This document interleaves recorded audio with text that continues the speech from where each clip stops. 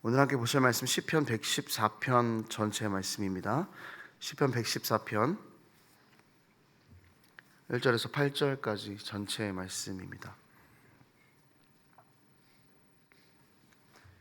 시편 114편 1절에서 8절까지 말씀 저희 함께 합독하도록 하겠습니다. 함께 읽습니다. 이스라엘이 애굽에서 나오며 야곱의 집안이 언어가 다른 민족에게서 나올 때에 유다는 여호와의 성소가 되고 이스라엘은 그의 영토가 되었도다. 바다가 보고 도망하며 요단은 물러갔으니 산들은 순양들 같이 뛰놀며 작은 산들은 어린 양들 같이 뛰었도다. 바다야 내가 도망함은 어찌함이며 요단아 내가 물러감은 어찌함인가. 너희 산들아 순양들 같이 뛰놀며 작은 산들아 어린 양들 같이 뛰놀면 어찌함인가. 땅이여 너는 주 앞 곧 야곱의 하나님 앞에서 떨지어다. 그가 반석을 쳐서 못물이 되게 하시며 차돌로 샘물이 되게 하셨도다. 아멘. 시편 114편에서 두드러지는 것은 하나님께서 이스라엘을 구원하신 사건과 또 자연 만물이 하나님을 찬양하는 모습, 이 두 가지인데요. 하나님께서 이스라엘 백성을 애굽에서 구원해 내셨다라는 사실을 이야기하고 또 그 다음에 하나님을 그 구원을 찬송하는 자연 만물의 모습을 담고 있습니다. 오늘 본문은 하나님께서 우리에게 행하신 일은 어떤 것인가를 함께 살펴볼 수 있는 본문이기도 합니다. 오늘 이 본문을 나누면서 하나님께서 우리에게 행하신 일들을 살펴보고 다시 한번 그 은혜를 우리 마음 가운데 깊이 새기는 아침이 되기를 원합니다. 오늘 본문에서 두드러지는 그 하나님의 구원은요, 하나님께서 우리를 세상과 구별되게 부르셨다라는 것입니다. 1절 말씀에 이렇게 나와 있습니다. 이스라엘이 애굽에서 나오며 야곱의 집안이 언어가 다른 민족에게서 나올 때에, 여기서 나온다라는 단어가 두 번이 반복되고 있는데요, 하나님께서 이스라엘 백성을 꺼내셨다라는 것입니다. 하나님께서 자신의 백성을 부르시는 이 방법을 보면은 꺼내면서 구별되게 부르신다라는 것입니다. 여러분 노아를 한번 생각해 보십시오. 모든 땅은 하나님의 말씀에 다 불순종했습니다. 그런데 하나님께서는 그 모든 땅에 있는 사람들 중에 노아를 구별되게 불러내셨습니다. 아브라함도 그 갈대아 우르에서 하나님을 모른 채 살던 그런 사람이었습니다. 그러나 그 하나님을 모르는 사람들 가운데에서 하나님께서 아브라함을 구별하여서 부르셔서 꺼내 오셨습니다. 하나님께서는 사실 이스라엘 백성들을 선택하지 않으셔도 됐습니다. 오히려 더 강하고 힘이 세고 군사력이 좀 있는 민족을 선택하셔서 가나안을 정복하셔도 될 일이셨습니다. 하지만 하나님께서는 그렇게 일하지 않으셨습니다. 이스라엘은 약하지만 하나님이 강하시다라는 것을 보여주시기 위함이셨습니다. 성경에 나오는 하나님으로부터 부름받았던 모든 사람들은 약했지만 하나님을 알지 못하는 사람들이었지만 하나님을 믿을 때에 또한 하나님의 부르신 가운데에서 변화되는 그 모든 사람들과 이스라엘의 모습을 하나님께서는 보여주기 원하셨습니다. 그래서 하나님을 의지할 수 있는 민족을 부르셔서 선택하셨고 또한 그 개인을 선택하셨고 그 백성을 세상과는 다르게 구별되게 불러내셨습니다.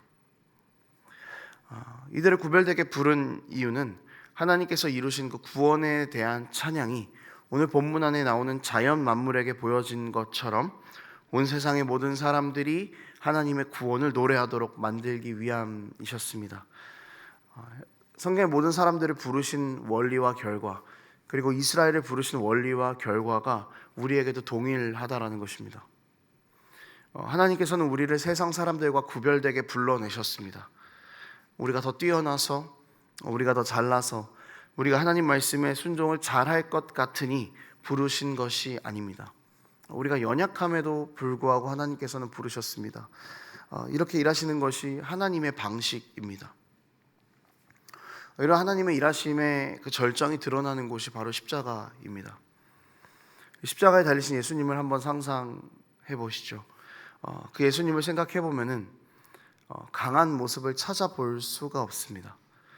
십자가에 달리신 예수님은 온통 연약한 모습뿐입니다. 그런데 그 십자가의 연약한 모습을 통해서 하나님께서는 가장 큰 구원의 역사를 이루어내셨습니다. 사망에서 영원한 생명을 이루어내신 것이죠. 하나님께서는 십자가의 연약함을 통해서 강함이 드러난 그 메시지, 복음의 메시지가 온 세상 가운데 드러나기를 원하시고, 그리고 이것이 우리를 통해서 드러나기를 원하고 계십니다. 연약한 우리를 통하여서 온 세상이 하나님을 알게 되는 것을 원하십니다. 그리고 이 일을 우리가 기꺼이 감당해 나가기를 원하고 계십니다. 연약한 우리가 하나님을 사랑할 때 세상이 감당 못할 자들로 변해가도록 빚어가실 분은 하나님이십니다. 하나님께서는 우리를 이 일에 합당한 자로 그렇게 만들어 가실 것입니다. 우리가 하나님을 드러낼 수 있는 방법, 그것이 바로 구별입니다. 하나님께서 우리를 구별되게 부르신 이유가 하나님을 드러내도록 합니다. 그래서 하나님께서 우리를 구별되게 부르셨기 때문에 세상과 우리가 구별이 되는 것은 너무나 당연한 일인 것이죠. 구별의 내용은 이렇습니다. 하나님께서는 거룩하지 않은 가운데에서 성경이 모든 사람들을 불러내셨습니다. 거룩하게 불러내셨죠. 하나님을 사랑하지 않는 사람들 가운데에서 하나님을 사랑하는 사람들을 불러내셨습니다. 하나님을 모르는 사람들 가운데에서 그렇게 또 다른 사람을 불러내셨습니다. 이것이 구별입니다. 우리가 구별되게 산다라는 것도 이런 것입니다. 하나님이 거룩하시니 그 거룩하지 않은 세상 가운데에서 우리가 거룩하게 살아가는 것입니다. 하나님께서 선하시니 이기심이 가득하고 선함이 없는 이 세상에서 우리가 구별되어 선하게 사는 것입니다. 하나님께서 사랑이시니 사랑보다는 미움과 시기와 질투가 가득한 이 세상에서 우리가 구별되어 사랑하는 것입니다. 그리스도인인 우리는 세상 가운데에서 구별된 거룩과 구별된 사랑, 구별된 선함으로 그렇게 하나님을 나타낼 수 있어야 한다는 것입니다. 그래야 세상이 이런 우리의 구별됨을 보고 하나님을 보게 되는 것입니다. 이것이 버거운 일일 수 있습니다. 구별되도록 나를 부르셨다라는 성경의 메시지가 분명히 있음에도 불구하고 오늘 내 이 연약한 모습을 보면서 우리는 낙심할 때가 있습니다. 그런데 여러분, 하나님께서는 우리에게 반드시 힘을 주십니다. 하나님께서 우리를 부르셨기 때문에 부르신 이가 하나님이시니 우리가 끝까지 이 세상에서 구별되어 살아갈 수 있도록 우리에게 힘을 주실 것입니다. 2절 말씀에 이렇게 나와 있습니다. 유다는 여호와의 성소가 되고 이스라엘의 영토가 되었도다. 유다가 하나님의 성소가 된다라고 이야기하고 있습니다. 이스라엘 백성들이 하나님의 성소라고 이야기합니다. 이스라엘이 성소인 이유는 이스라엘이 거룩해서가 아니라 하나님이 이스라엘 가운데로 들어오시기를 선택하셨기 때문입니다. 이스라엘의 성전을 한번 생각해 보시죠. 이스라엘이 짓겠다고 지을 수 있는 성전이 아니었습니다. 하나님께서 허락하셨기에 그 성전이 지어진 것입니다. 이스라엘은 성소가 될 자격이 없었습니다. 그렇지만 거룩하신 하나님께서 친히 이스라엘 가운데로 들어가기를 선택하셔서 그들이 성소가 되도록 하셨습니다. 임마누엘입니다. 하나님의 영이신 성령께서 오늘도 우리와 함께 하셔서 두렵고 떨리는 가운데 구별이라는 이 사명을 감당하여 살아가는 우리에게 힘을 주실 것입니다. 늘 우리와 동행하실 것입니다. 우리는 하나님께서 구별되게 부르심과 동시에 하나님께서 반드시 함께 하시는 사람들입니다. 하나님께서 실패가 없으시니 우리가 이런 하나님을 붙잡게 된다면 우리의 사명이 실패할 리가 없습니다. 하나님께서 우리를 연약함 가운데로 불러내셔서 사용한다고 하셨으니 우리는 그 하나님의 계획을 신뢰하면서 이 땅 가운데에서 거룩하게 하나님 붙잡고 살아가면 되는 것입니다. 우리가 구별되어 살아가겠습니다라고 다짐하는 것이 중요한 것이 아니라 먼저는 하나님께서 우리를 구별되게 부르셨다라는 것에 우리가 초점을 맞추어야 합니다. 우리는 거룩하게 살겠습니다가 아니라 하나님께서 우리를 거룩하게 부르셨다라는 것이 우리의 초점이 되어야 합니다. 우리는 선하게 살겠습니다가 아니라 선하신 주님이 우리를 부르셨다라는 것이 우리 삶의 가장 먼저 초점이 되어야 할 것입니다. 여러분, 이것들을 반드시 붙잡으면서 우리를 통해서 이 세상이 하나님을 알게 되는 귀한 사명의 길을 함께 걸어나가는 우리의 삶이 되기를 축복합니다. 말씀을 정리하겠습니다. 오늘 본문의 3절 이하의 말씀을 쭉 보면은요, 자연 만물들이 하나님을 찬양하는 모습들을 볼 수가 있습니다. 상당히 시적이고 아름다운 그런 표현들이 많이 나오는데요.